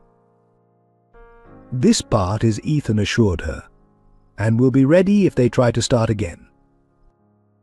The raid on Haven marked the beginning of a larger investigation that would reach far beyond Clearwater. But for Lucy and the other children rescued that night, it marked something more important: the first day of their freedom. The aftermath of the Haven raid brought an unexpected storm. As Harris's team processed the scene, police cruisers began arriving not to assist, but to interfere. Deputy Chief Thomas Weston stepped out of the lead vehicle, his face a mask of bureaucratic concern. Detective Harris Weston called out, flanked by officers loyal to him, "This is an unauthorized operation. Stand down immediately." Harris stood his ground, badge displayed. "This is a federal investigation, Weston. Your jurisdiction ended the moment we found evidence of trafficking across state lines." Federal Weston's laugh was cold. "I see no federal agents, just a rogue detective and a grieving father disrupting a respected childcare facility." The standoff escalated as more corrupt officials arrived. Judge Parker emerged from his car, still in evening wear from the interrupted trafficking meeting. Police Chief Reynolds appeared, attempting to order Harris's team to surrender their evidence. "Think carefully about your next move," Reynolds warned Harris. "Careers end over mistakes like this. Families get hurt." But Harris had anticipated this. He clicked his radio twice, and unmarked vehicles emerged from the shadows. FBI agents in tactical gear surrounded the scene, their presence changing the dynamic instantly. Chief Reynolds, a federal agent, stepped forward. "Your department's involvement with Haven has been documented. Please surrender your weapon and badge." The color drained from Reynolds' face as he realized the trap. The FBI had been building their own case against Clearwater's corrupt officials for months, using Harris's evidence as a foundation. Weston tried to flee but found his path blocked. His loyal officers, seeing federal agents moving in, began stepping away from him. Self-preservation outweighed loyalty to a sinking ship. "You don't understand," Weston snarled at Harris. "This system keeps order. These children, they're better off with people who can provide for them properly. Better off, Ethan stepped forward, Lucy secure with Helen inside the FBI perimeter. Like my family was better off dead. Like Helen's daughter was better off vanishing. Judge Parker attempted to assert his authority one last time. I'll have this evidence suppressed. No court in my jurisdiction will. Your jurisdiction is over, the FBI agent interrupted. Along with your career, we have footage of you selecting children in that basement 10 minutes ago. The evidence was overwhelming. Financial records seized from Haven implicated dozens of officials. Surveillance footage showed judges, police officers, and politicians actively participating in the trafficking operation. Lucy's testimony would prove crucial. She identified officials who had visited Haven, recounted conversations she'd overheard, and described the systematic abuse of power she'd witnessed. Her clear, unwavering voice carried more weight than all the bureaucratic denials. The arrest sent shockwaves through Clearwater's power structure. Officers turned on their superiors, offering evidence in exchange for leniency. Judges who had suppressed investigations suddenly found their rulings under scrutiny. Weston, cornered and desperate, made a final play. "Carter," he called out. "Your wife and daughter, it wasn't personal, just business. Reed needed to silence Anna's investigation. If you just stayed blind like everyone else." The confession, captured on multiple recordings, was the final nail in the coffin. Ethan's family hadn't died in a random home invasion. They'd been silenced by the very system meant to protect them. As federal agents led away the corrupt officials, Harris approached Ethan. "We knew they'd come," he said quietly. "Knew they'd try to shut us down. That's why we needed the FBI involved." "How long?" Ethan asked. "How long have you been building this bigger case?" "Since the night you found Lucy," Harris admitted. "I knew taking down Haven wasn't enough. We had to cut out all the rot, or it would just grow back." The cleanup took hours. Evidence was catalogued, suspects processed, children safely transported to genuine care facilities. Through it all, Lucy watched from Helen's diner across the street, her face pressed against the window. "Will they come back?" she asked when Ethan finally returned. "Will other bad people try to take their place?" Ethan knelt beside her, choosing his words carefully. "Some might try, but now we know how to fight them. And we're not alone anymore." As dawn broke over Clearwater, the true scope of their victory became clear. Haven was just one head of the Hydra, but its fall had exposed the entire corrupt system. The power structure that had protected child traffickers for decades was crumbling. Helen served coffee to the FBI agents, her eyes bright with unshed tears. After 20 years, her daughter's disappearance would finally be investigated properly. Justice, so long delayed, was finally beginning. The corrupt officials' arrests made national news. Clearwater's dark secret was exposed, prompting investigations in other cities, other orphanages. The system that had seemed invincible was revealed to be vulnerable after all. Lucy watched the sunrise with Ethan, her small hand in his. "What happens now?" she asked. "Now," Ethan replied, "we build something better. Something honest." The truth about Anna and Lily Carter's deaths emerged 3 days after the Haven raid, buried in files from Reed's private office. Harris found it while sorting through decades of documents, a thin red folder marked simply Carter Resolution. Ethan's hands trembled as he opened the file in Helen's empty diner. Inside were photographs of his family taken in the weeks before their deaths. Anna at the courthouse, Lily at school, both clearly under surveillance. But it was the meeting minutes that revealed everything. Subject: Anna Carter's investigation into Haven adoptions. The document began. Status: critical risk. Action required. The words blurred as Ethan read about his wife's discovery of irregularities in Haven's records, her quiet gathering of evidence against Reed's operation. Anna hadn't been just another lawyer handling adoptions. She'd been building a case, working with a network of other attorneys across the state, She'd discovered the pattern of disappeared children, traced the money through shell companies, even identified several corrupt judges. Most devastating was the transcript of a phone call between Reed and Deputy Chief Weston Anna Carter as proof. Her daughter's been talking too. Seems Lily saw something during a school visit to Haven. They both need to be handled. Make it look random. The details of that night emerged with horrible clarity. The hired killers hadn't just randomly chosen their house. They'd been watching, waiting for Ethan to leave for his business meeting. A meeting Reed had deliberately scheduled to ensure his absence. "I should have been there," Ethan whispered, papers scattering across the diner table. "She was trying to save children, and I was at a meeting about property development." Helen found him there hours later, still staring at the documents. "Anna was a hero," she said softly. "She died trying to expose the truth. Just like my Jessica disappeared trying to help other girls escape." The connection hit Ethan like a physical blow. Jessica Miller hadn't just vanished, she'd been silenced after helping 2 younger girls escape from the trafficking network. The same network Anna had been investigating. More connections emerged as they dug deeper. Anna's legal files, supposedly destroyed in the home invasion, had been secretly preserved by her paralegal. They revealed a sophisticated investigation that had identified Haven as the center of a trafficking operation spanning multiple states.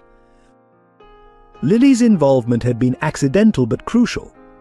During Haven's school outreach program, she'd wandered into Reed's office and seen documents she shouldn't have. Being a child, she'd innocently mentioned it to her mother. "That's why Reed was so thorough," Harris said, reviewing the files. "She couldn't risk leaving any loose ends. Anna's evidence, Lily's testimony, it could have exposed everything 7 years ago."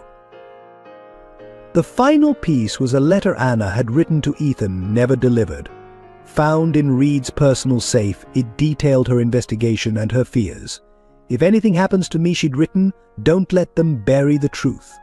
These children deserve justice." The revelation transformed Ethan's grief into something sharper, more focused. His wife and daughter hadn't been random victims, they'd been martyrs in the fight against Haven's evil. Their deaths were part of the same story that had brought Lucy and Ryan into his life. "Anna would be proud," Helen said, watching Ethan with Lucy later that evening. "You finished what she started.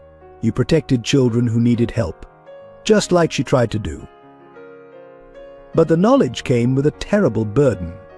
Every moment of happiness with Lucy and Ryan was now tinged with the awareness that his new family had been made possible by the destruction of his first.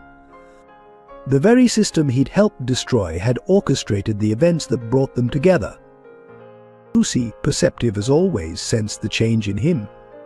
"Is it about your family?" she asked that night. "The ones in the picture." When Ethan nodded, she took his hand. "Miss Reed told me once that losing people makes you weak. But she was wrong. It makes you understand better, makes you fight harder."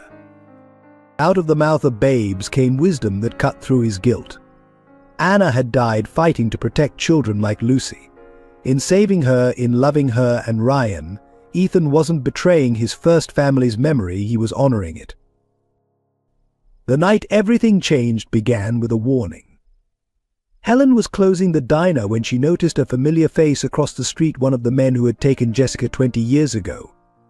He hadn't aged well, but she would never forget those cold eyes. Her first instinct was to call Harris, but before she could reach her phone, she saw them 3 black SUVs approaching from different directions. Through the diner's windows she could make out Lucy and Ryan sleeping upstairs, unaware of the danger closing in. Helen had only moments to act. She activated the silent alarm Harris had installed, then deleted the security footage showing Lucy and Ryan entering the building earlier.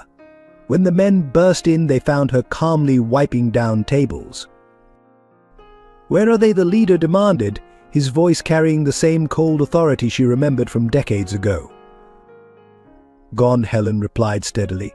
"I helped them escape. Just like I helped those girls escape 20 years ago, the ones you killed my Jessica for." The truth hit like a thunderbolt. These weren't just Reed's men, they were part of the original network, The same ones who had taken Jessica. They'd resurfaced for revenge and to tie up loose ends. "Search the building," the leader ordered. "The children have to be here somewhere. And Mrs. Miller," he smiled coldly, "this time you'll tell us everything you know." Helen knew she had to buy time. Every minute she kept them searching the diner was another minute for Harris's team to respond to the silent alarm.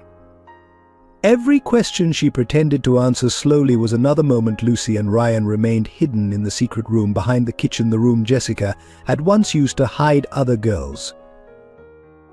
"You really don't understand what you're up against," Helen said, her voice carrying clear through the diner. It was the phrase Harris had told Lucy to listen for the signal to use the tunnel that led to the safe house 3 blocks away. The questioning turned brutal. Helen endured it with the strength of a mother protecting her children, not just Lucy and Ryan, but all the children these men had ever harmed. She fed them false information, sending search teams in wrong directions.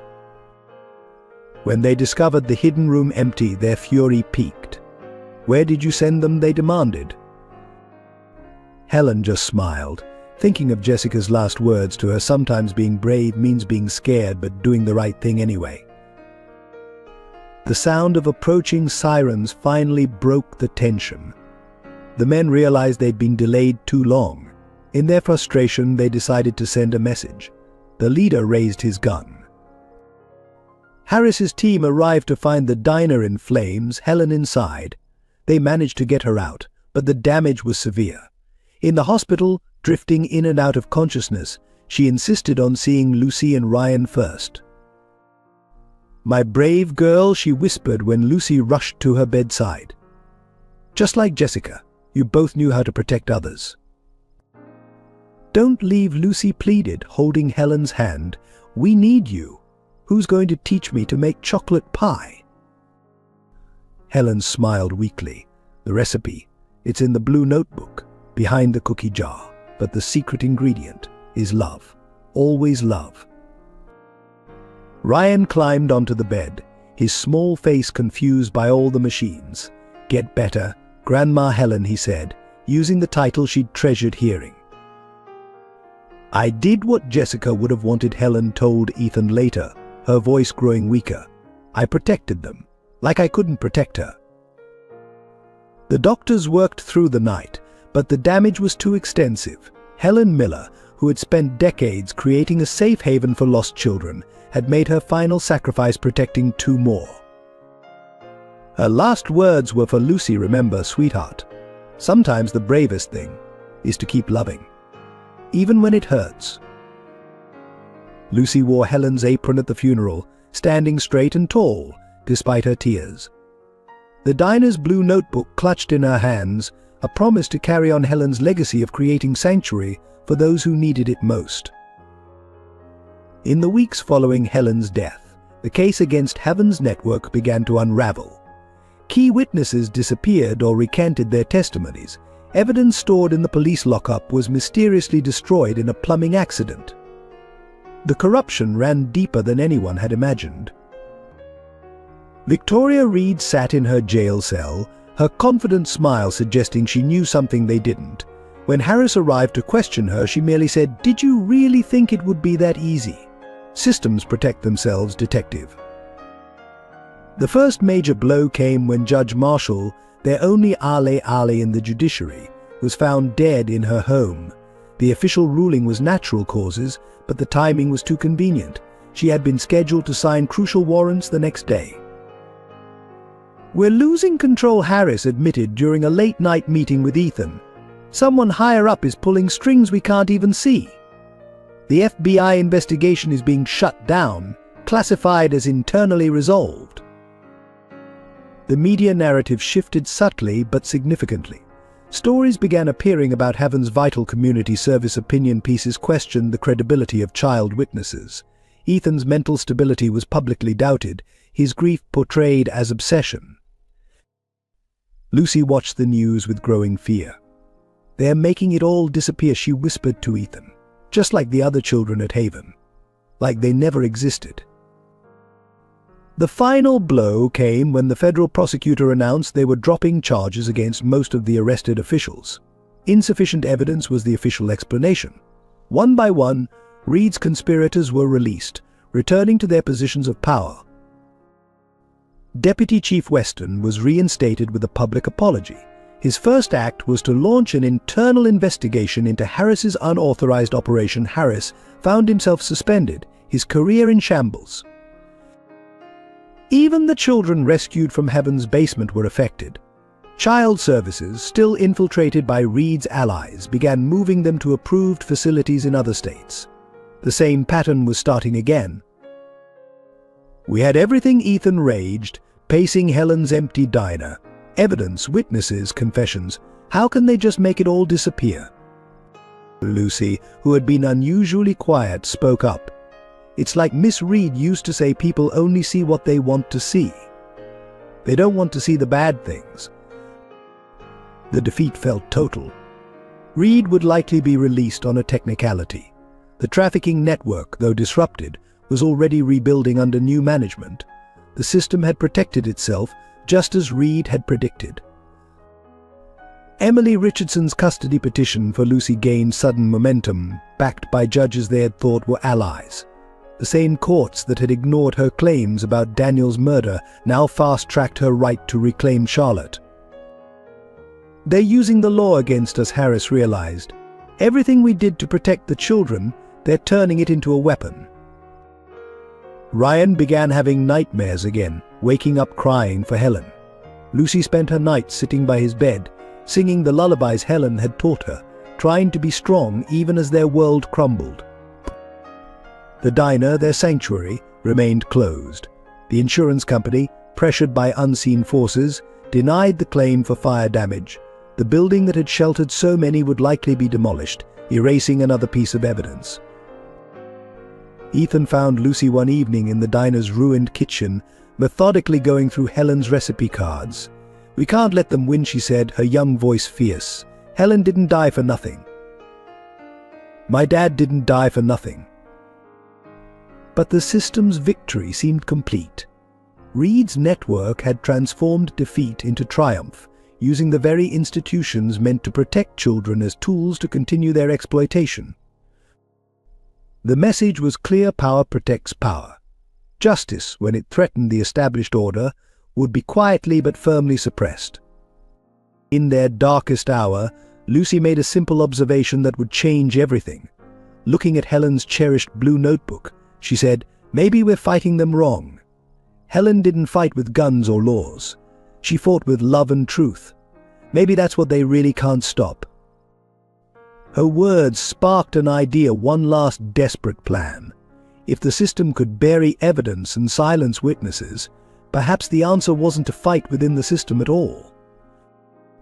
Sometimes, Lucy had learned from Helen, the bravest thing was to change the rules of the game entirely. The confession came during the darkest hour, when all hope seemed lost. Ethan was sitting alone in his car outside the jail, watching the building where Reed would soon be released. A guard approached, passing him a note. "She wants to talk. Only to you." In the prison's interview room, Victoria Reed looked different. Her designer suits were replaced by prison orange, her perfectly maintained appearance showing cracks, but her eyes still held that calculating intelligence. "You think you know everything," she began, her voice hoarse. "You think I'm the monster. But I was just like you once, trying to fight something I didn't understand." Ethan remained silent, watching her carefully. Reed's composure cracked further as she continued. 25 years ago, I was an investigative journalist. I discovered the network, children disappearing, money changing hands, powerful people involved. I gathered evidence, wrote my expose. Then they showed me what real power looks like." She rolled up her sleeve, revealing an old scar. "They took my son, said I could either join them or watch him disappear forever. I chose to save him, wouldn't you?" "Where is he now?" Ethan asked quietly. "Safe. Far away. As long as I play my part, he stays alive. That's how they control everyone, find what they love, then use it against them." Reed pulled out a hidden envelope, sliding it across the table. The network isn't just in Clearwater, it's global. Politicians, business leaders, royalty, all connected by shared secrets. Haven was just one small piece. Inside the envelope were names, people so powerful they seemed untouchable, each connected to a series of numbered accounts, property holdings, shell companies. "Why tell me this now?" Ethan demanded. "Because they're going to kill me anyway," Reed replied simply. "My usefulness ended the moment Haven was exposed, but first they'll make me watch them destroy everything and everyone I tried to protect, including my son." Her hands trembled as she produced another document. "This proves my son exists, his real identity, where they're keeping him. I've spent 25 years being a monster to keep him safe. Now I need you to save him, like you saved Lucy." Ethan studied the woman before him, not the confident manipulator he'd known, but a broken mother who'd made terrible choices for what she believed was the right reason. "The music box," he said suddenly. "The one in Heaven's basement. It belonged to your son." Reed's mask cracked completely. His birthday present. The last thing I gave him before they took him. They made me use it as a signal for their transactions, their way of reminding me who really held the power. "The network," Ethan pressed. "Who controls it?" "They call themselves the board. 12 people who think they're above law, above morality. Haven wasn't their only operation, just their most profitable in this region." She leaned forward, her voice urgent. "You want justice? Stop fighting the branches. Cut off the head. But understand, if you go after them, they'll make Haven look like a charity operation." As guards approached to end the visit, Reed made one final plea. "My son's name is Thomas. He's in Seattle, living under the name Michael Wright. Save him, and I'll tell you everything. Every operation, every name, every crime." Ethan left the prison with the envelope heavy in his pocket, understanding that the real battle was just beginning. Reed wasn't just a villain, she was a cautionary tale of how power corrupts by forcing impossible choices. The breakthrough came from Helen's blue notebook, not the recipe pages Lucy had been reading, but hidden notes meticulously written in the margins. For 20 years, Helen had documented every suspicious visitor to her diner, every whispered conversation, every child who seemed afraid. Harris spread the decoded notes across Ethan's kitchen table. "Look at these dates," he pointed. Every time a child disappeared from Haven, Helen recorded unusual activity at specific locations across the city. The pattern emerged like a spiderweb. Warehouses, private airfields, luxury homes, all connected by the movement of black SUVs and children who vanished. Helen hadn't just been running a diner, she'd been mapping the network's infrastructure. Here, Lucy pointed to a familiar address. "This is where Miss Reed took the special visitors, the ones who came at night." The address belonged to a prestigious private club, its membership list reading like a who's who of Clearwater's elite.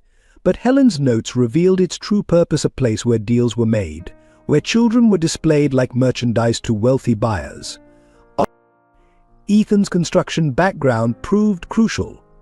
These buildings, they're all connected by old maintenance tunnels. The same system we used to access Heaven's basement. They built their trafficking route through the city's underground. The evidence mounted. Financial records from Reed's envelope matched deposits noted in Helen's margins. Names of club visitors corresponded with Heaven's special adoption files. Every piece connected, forming a picture larger and darker than they'd imagined. Most damning were the photographs Helen had secretly taken through her diner windows. Years of surveillance captured in grainy images familiar faces in compromising situations, vehicles with diplomatic plates, children being escorted between buildings. Helen knew, Harris realized. She knew everything. The diner's location wasn't random, it was a perfect observation post. Lucy, who had been quietly studying the photographs, suddenly gasped. "That's the music box." She pointed to an image of a man carrying a familiar silver object, before Miss Reed had it. "And look who's with him." The photo showed a younger Reed, clearly distressed, watching the man. The date stamp matched her story about her son's abduction. Deeper in Helen's notes, they found references to the board, 12 individuals who controlled not just Haven, but similar operations worldwide. Helen had identified 3 of them through their visits to the club. "This is why they killed her," Ethan said softly. "Not just to get to Lucy and Ryan. Helen had enough evidence to expose everyone." The final piece came from an unexpected source, Ryan. Playing with Helen's old Polaroid camera, he'd accidentally photographed a meeting in the diner's back room. The image showed a document left carelessly visible, a ledger page listing the board's complete membership. Helen died protecting more than just Lucy and Ryan, Harris concluded. She died protecting this evidence. She knew someday someone would need it. They worked through the night, connecting Helen's notes with Reed's documents and their own investigation. The pattern was undeniable: a vast criminal enterprise hidden behind charitable foundations, political power, and social respectability. Lucy watched them work, her small face serious. Helen used to say that truth is like water, she remembered. It finds all the cracks and eventually gets out. The evidence was now complete, threatening to burst through every crack in the network's careful facade. Helen's years of patient observation, combined with Reed's insider knowledge, had created an undeniable case. The question was no longer whether they could prove the network's existence, but whether any system of justice would dare to act against such powerful figures. The identities of the board's 12 members emerged from a combination of Helen's notes, Reed's documents, and Lucy's perfect memory. Each revelation was more shocking than the last, exposing power at its most corrupt. At the top sat Charles Wellington, a philanthropist whose charitable foundation funded orphanages worldwide.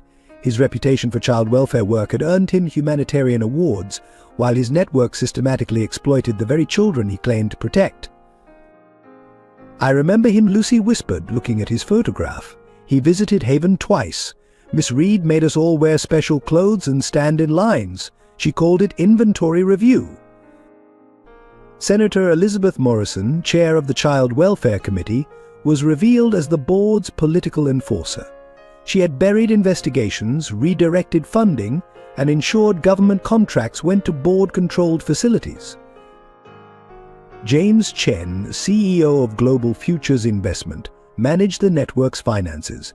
His legitimate business empire provided cover for moving millions through shell companies and offshore accounts. Every transaction Helen had noted in her diner matched deposits in Chen's hidden ledgers. The European connection came through Countess Marie Dubois, whose ancient family name opened doors and silenced questions. Her charitable galas were actually auctions, where wealthy clients bid on children under the guise of sponsorship programs. "Look at these dates," Harris pointed to Helen's notes. "Every time the Countess visited Clearwater, children disappeared from Haven. Always the ones Reed called special cases." Dr. Richard Spencer, head of several prestigious hospitals, provided medical documentation to support false identities. His clinics served as temporary holding facilities, where children were kept sedated during transport. The hospital, Lucy remembered suddenly. "Before Haven, they took us to a hospital. Dr. Spencer checked which ones were healthy enough for placement. Federal Judge Marcus Thompson ensured legal protection, issuing sealed orders that authorized transport of minors across state lines. His signature appeared on hundreds of falsified documents, each representing a child lost to the network. Police Commissioner David Roberts coordinated law enforcement cooperation across multiple jurisdictions. His position explained how the network had operated so long without detection. That's why no one investigated Jessica's disappearance, Ethan realized. Roberts buried any case that might expose the network. The remaining board members included a media mogul who controlled the network's public image, a technology executive who managed their secure communications, and 2 former intelligence operatives who handled problem-solving. Most disturbing was William Harrison, director of the International Child Protection Agency. His position gave the network access to vulnerable children worldwide, all under the guise of humanitarian aid. They built a perfect system, Harris said grimly. Every angle covered, every weakness protected, every threat anticipated. But their very perfection proved their weakness. The board's members had grown arrogant, keeping records of their activities as trophies of their untouchable status. Now those records would be their undoing. Lucy studied the faces on the evidence board, her expression far too old for her years. They thought no one would believe us, she said softly. Because they're important, and we're just kids.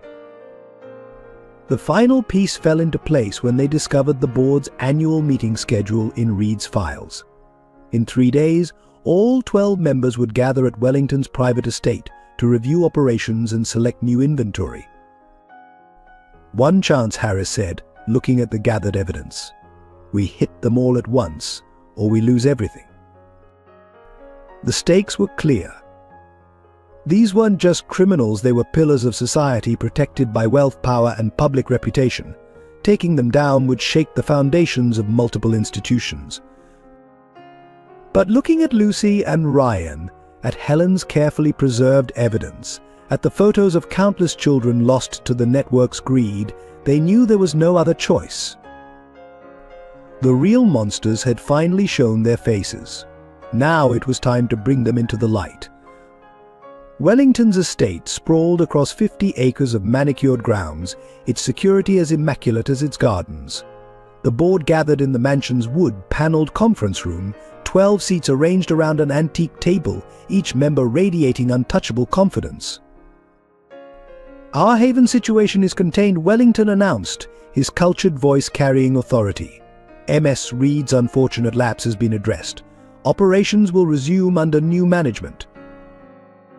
None of them noticed the small red lights blinking beneath their chairs' transmission devices Lucy had helped Harris's team plant days earlier. Every word was being recorded, every admission captured.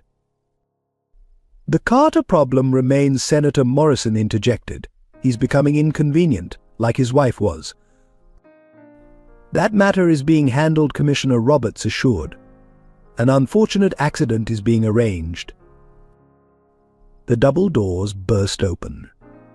Federal agents flooded the room, led by Harris and backed by international law enforcement. The board members' faces shifted from shock to outrage to fear as they realized their sanctuary had been breached. Charles Wellington, Harris announced, you and your associates are under arrest for human trafficking, racketeering, and conspiracy to commit murder. Wellington's mask of civility cracked. Do you have any idea who we are? What we can do?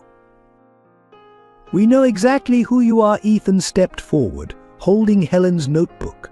Every crime, every child, every cover-up. Helen Miller documented it all. The evidence was overwhelming. Live audio of their meeting, combined with Helen's records and Reed's documentation, created an airtight case. Even their most expensive lawyers couldn't explain away their own recorded confessions. But Lucy's testimony, delivered via video to protect her safety, provided the human element that brought the evidence to life. Her clear, unwavering voice described the system from a child's perspective, the fear, the helplessness, the broken promises. Miss Reed told us we were special, she testified, that only special children were chosen, but being chosen meant disappearing. The board's carefully constructed world crumbled. Their phones went silent as frozen assets and seized computers cut them off from their power base. Years of untouchable status dissolved in hours of coordinated raids across multiple countries. Wellington, last to be led away, turned to Ethan. Why couldn't you just stay blind, he asked, genuinely puzzled. The system worked. Everyone benefited. Ask Helen Miller if everyone benefited, Ethan replied. Ask my wife Anna. Ask every child you treated like property. The evidence gathered in that conference room triggered investigations worldwide. Other facilities like Haven were exposed. Hidden accounts were frozen. Children were rescued and returned to their families. Reed, watching from her prison cell as the news broke, allowed herself a small smile. Thomas, she whispered, knowing her son would finally be safe from the board's influence. The arrests made international headlines. Global child trafficking ring exposed ran above pictures of the board members being led away in handcuffs. Their respectable facades crumbled as evidence of their crimes became public. Lucy watched the coverage with Ethan at Helen's rebuilt diner. "Is it really over?" she asked. "This part is," Ethan answered honestly. "Thanks to Helen's evidence and your courage." The diner's bell chimed as Harris entered, carrying more files. The work wasn't finished. There were still children to find, families to reunite, wounds to heal. But the board's reign of terror was over. Their power, built on secrets and fear, had been broken by the very things they'd dismissed: a waitress's careful notes, a child's perfect memory, and the determination of those they'd tried to destroy. Justice, so long delayed, had finally arrived. But the reunion took place in Helen's rebuilt diner, now a symbol of hope and healing in Clearwater. Emily Richardson stood nervously by the counter, her butterfly locket catching the morning light. After years of searching, she was moments away from seeing her daughter. Lucy paused in the doorway, Ryan's hand tight in hers, Ethan's reassuring presence behind them. For a moment, mother and daughter simply stared at each other, bridging years of separation with silent recognition. Charlotte, Emily whispered, then corrected herself. "Lucy. You can stay, Lucy, if you want." Lucy moved forward slowly, touching the butterfly locket with trembling fingers. "I remember this. It played music when you opened it." Emily unclasped the necklace, and a gentle melody filled the air. Lucy's eyes filled with tears as forgotten memories surfaced: bedtime stories, butterfly kisses, a mother's unconditional love. "I never stopped looking," Emily said softly. "Even when they said I was crazy, that the fire had killed you. A mother knows." The hug, when it came, was fierce and healing, but Lucy didn't let go of Ryan's hand, pulling him into the embrace. "He's my brother," she said firmly. "Where I go, he goes." Emily knelt to Ryan's level. "Then I guess I have 2 children to love now." Ethan watched from the counter, his heart both full and aching. This was what Anna would have wanted: families reunited, children safe, love triumphing over darkness. Emily turned to him. "Thank you for protecting them when I couldn't, for giving Lucy back her ability to trust." They worked out an arrangement that honored all their bonds. Lucy and Ryan would live primarily with Emily but spend weekends with Ethan. The diner became their shared space, a place where their unconventional family could grow together. Other reunions followed. Reed's son Thomas, freed from the board's control, came to thank them. His reunion with his mother was complicated by years of separation and the choices she'd made, but it was a start at healing. Jessica Miller's case was finally solved, bringing Helen's family closure, if not the reunion they'd hoped for. Her sacrifice had helped save countless other children from similar fates. Lucy insisted on honoring Helen's memory by learning every recipe in the Blue Notebook.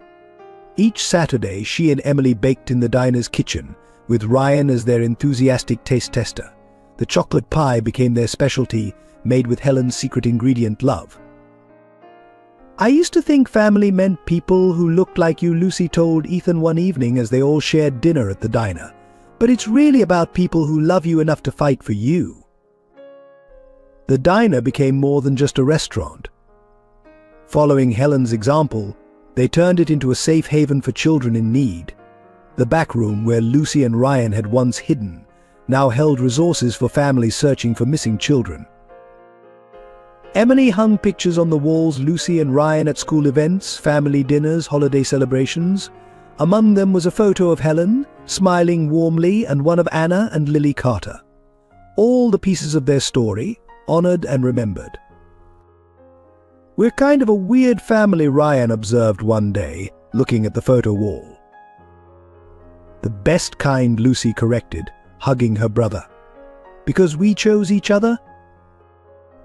The healing wasn't always easy. There were still nightmares, moments of fear, trust issues to work through. But they faced them together, supporting each other through the hard days and celebrating the good ones. In the end, they created something beautiful from their shared pain, a family bound not by blood but by love, understanding, and the courage to keep fighting for what matters most.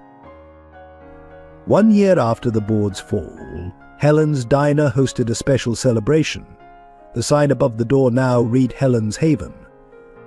And inside, the walls were covered with new photographs, smiling children reunited with their families, newspaper clippings of justice served, and memories of their own healing journey. Emily Richardson, now heading a foundation for missing children, stood at the counter where Helen had once kept her careful watch. "We've located 15 more children this month," she announced, each one being brought home thanks to Helen's records.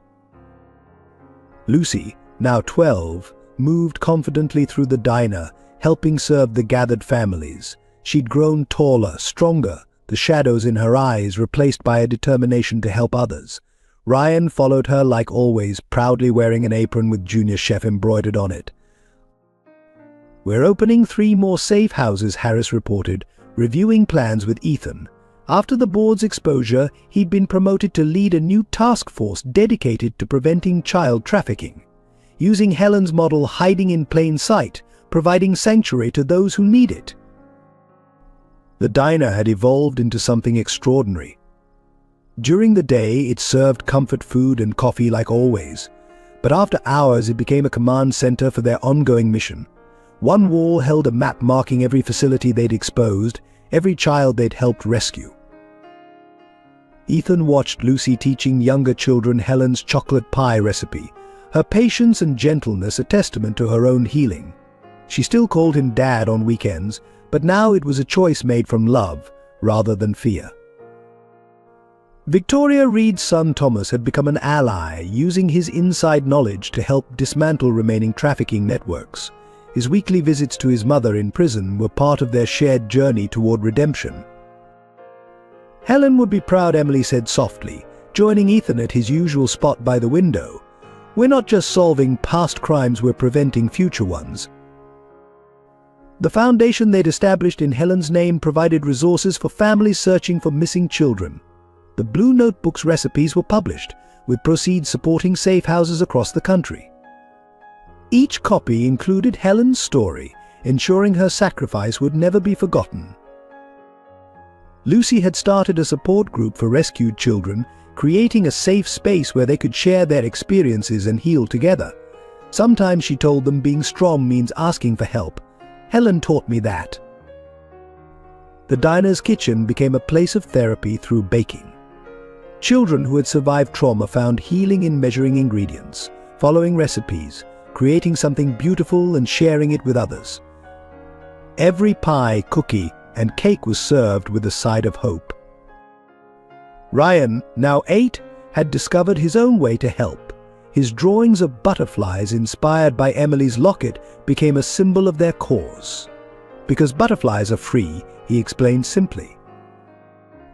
Even in victory, they remained vigilant. New threats would always emerge, but now they had a network of their own, one built on love, trust, and the unwavering belief that every child deserved protection. "You know what Helen used to say," Lucy asked one evening as they closed the diner, "that sometimes the best way to honor those we've lost is to help those still here." The bell above the door chimed regularly, with new families seeking help, new children finding sanctuary, new stories of hope beginning. Each time, Lucy would look up and smile, remembering her own first night of safety in this very space. As the sun set on another day at Helen's Haven, the mingled scents of coffee, fresh baked pie, and hope filled the air. They had transformed a story of loss into one of love, a tale of darkness into a beacon of light. The work would continue, but now they faced it together, a family forged in adversity, strengthened by love, and dedicated to ensuring that no child would ever face the darkness alone. Thank you for joining us for this powerful story of love, justice, and redemption. If you were moved by Lucy, Ethan, and Helen's journey, please take a moment to like and share this video. Your support helps us continue creating meaningful content that sheds light on important issues. Don't forget to subscribe to our channel for more compelling stories that touch hearts and raise awareness. Leave your thoughts in the comments below. We'd love to hear how this story impacted you and what it made you think about family, courage, and hope. Help us spread this message by sharing with friends and family. Together we can make a difference and ensure stories like these reach those who need to hear them most. Your engagement supports our mission to tell stories that matter. Press that like button, hit subscribe, and join our community of storytellers and change makers.